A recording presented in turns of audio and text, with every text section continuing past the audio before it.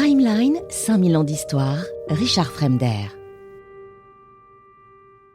Alors évidemment, Pélias feint de se résoudre à rendre le trône à son jeune cousin, et il lui répond avec douceur qu'il en soit ainsi, mais auparavant une chose doit être accomplie. Phrixos, avant de mourir, nous a prié de ramener la toison d'or en Grèce, afin qu'avec elle, ses mânes reviennent, elles aussi, dans sa demeure. L'oracle a parlé, « Pour moi la vieillesse est déjà ma compagne, tandis que ta jeunesse commence à peine à fleurir. Pars toi-même à la recherche de la toison d'or, et à ton retour, je te rendrai le trône, j'en prends Zeus à témoin. » Vous vous doutez bien que dans le fond de son cœur, il est persuadé que nul ne pourrait tenter pareille entreprise sans y perdre la vie, bien sûr. Et cette idée, malgré tout, enchante Jason, qui accepte le défi, et aussitôt il fait répandre la nouvelle de cette exaltante expédition.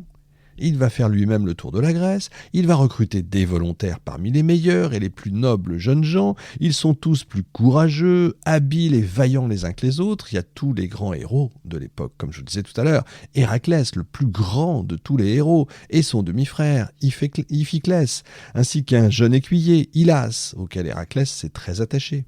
Orphée, le maître musicien dont le chant et la lyre envoûtent même les rochers et apaisent les tempêtes. Les jumeaux, Castor et Pollux, Pélée, le futur père d'Achille, Laërté, celui d'Ulysse, Étalidès, fils d'Hermès, Lynké, la Vigie, dont le regard est capable de percer les nuages les plus noirs et les murailles les plus épaisses, qui donnera son nom au lynx. On trouve parmi cet équipage de héros inimitables une seule femme, mais quelle femme! Atalante, une jeune femme redoutable, élevée par des ours, que rien ni personne ne peut vaincre à la course ou au lancer du javelot. La tradition fait état de 50 héros, mais il y en a de nombreux autres parce que chaque cité veut y ajouter son héros local à la liste de ces marins intrépides qui s'en vont en quête donc de la toison d'or. Et forcément, à équipage exceptionnel, il faut un vaisseau exceptionnel. Jason fait appel au meilleur constructeur de navires, Argo. Athéna lui apparaît en songe et lui conseille d'utiliser pour confectionner la figure de proue un chêne issu de la forêt sacrée de Dodone, protégé par Zeus et dont les arbres sont réputés pour rendre des oracles. Argo s'obéit sans discuter, et ô miracle bien sûr, la proue est capable de parler et même de prédire l'avenir. Elle va avertir les marins d'ailleurs des dangers qu'ils devront affronter. Jason, impressionné, donne au bateau le nom de son constructeur, Argo, qui signifie rapide en grec. C'est le premier grand vaisseau à s'élancer hors des rivages de la Grèce. Sa manœuvre ne nécessite pas moins de 50 rameurs. Les membres de cet équipage extraordinaire sont appelés donc les argonautes, les marins, nautes d'Argo. Tous sont protégés par Héra, qui inspire en chacun d'eux un désir ardent de renoncer à une vie sans péril. Je cite, « Pour boire fût-ce au prix de la mort avec de valeureux compagnons l'élixir sans pareil du courage. » Le navire est construit à Pagase, une ville maritime de Thessalie.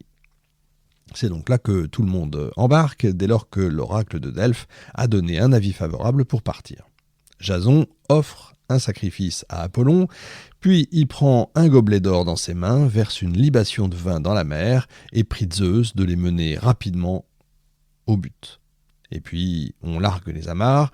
Il ne sait pas que de grands périls les attendent et que plusieurs de ses compagnons vont payer de leur vie d'avoir, je cite, bu cet élixir sans pareil. Alors, on les avait prévenus que ce serait difficile, mais pas que ce serait difficile à ce point-là, bien sûr. Et la première partie du voyage se passe bien. Les argonautes abordent à l'île de Lemnos. Ils ne savent pas à quoi s'attendre parce que les femmes de l'île se sont révoltées contre les hommes et les ont tous égorgés. Seul le vieux roi, Thoas, a échappé au massacre. Il a été sauvé de justesse par sa fille, qui devient la reine des Amazones. Pour éviter que son vieux père tombe entre les mains de ses terribles compagnes, elle le dissimule dans un coffre et le confie à la mer qui le porte jusqu'à l'île voisine de Kio. Tout ça, on le retrouve dans la littérature, dans l'histoire, dans les légendes, etc. Moïse, c'est un peu ça aussi, sauver des eaux, alors pas dans un coffre, mais dans un panier. Tout ça, c'est la même chose. Et donc, nos héros s'attendent au pire et se préparent à livrer une bataille féroce. Mais ils n'ont même pas besoin de dégainer leurs épées, puisque ces redoutables guerrières, en fait, vont les accueillir chaleureusement et leur offrir tout ce dont ils ont besoin, nourriture, de l'eau, des vêtements, des jarres de vin. Peut-être que Héra est intervenue, on se doute qu'il y a plus que ça encore. Ils ont profité, en tout cas, de l'île. Ils vont quitter Lemnos après avoir restauré leurs forces, bien sûr. Après une journée de navigation, ils s'arrêtent sur une île superbe et calme. Hylas, le jeune écuyer d'Héraclès, va descendre du navire avec une jarre pour aller puiser de l'eau. Et il tombe sur une source aux eaux claires et il plonge sa jarre. À ce moment-là, une nymphe l'aperçoit et tombe aussitôt sous son charme. Elle surgit soudain de la source, entoure le cou du jeune homme de ses bras et l'entraîne dans les profondeurs. Héraclès ne le voit pas revenir, il s'affole et abandonnant ses compagnons, il part à sa recherche. Alors, les autres l'appellent en vain, il ne fait que s'enfoncer toujours plus profondément dans la forêt, il oublie tout. L'argot, la toison d'or, ses amis, il ne pense qu'à une chose, il ne pense qu'à Hylas. Ses compagnons l'attendent un long moment, mais Héraclès ne revient pas, et donc à contre-cœur, ils doivent repartir sans lui. Leur voyage s'écoule, plus ou moins paisiblement, ponctué d'aventures, toutes les plus extraordinaires les unes que les autres. Nos héros passent par l'île de Samothrace, puis s'engouffrent dans l'Hellespont, le fameux détroit qui relie l'Europe à l'Asie, là où se serait noyée la malheureuse Hélé. Ce passage, qui relie la Méditerranée à la petite mer de Marmara, s'appelle alors Propontide. Sur l'île de Cyzique, ils doivent livrer un violent combat contre les habitants qui les prennent pour des pirates.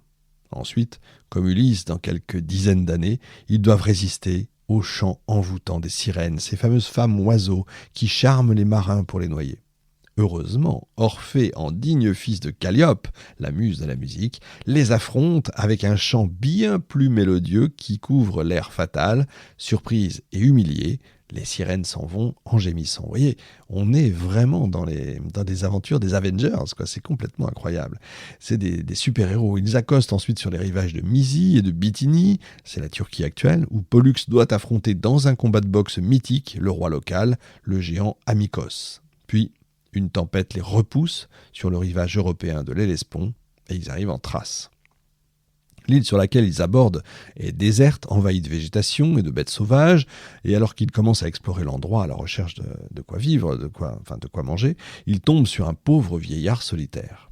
Le malheureux fait peur à voir. Il ressemble à un spectre qui se traîne douloureusement sur ses pieds desséchés.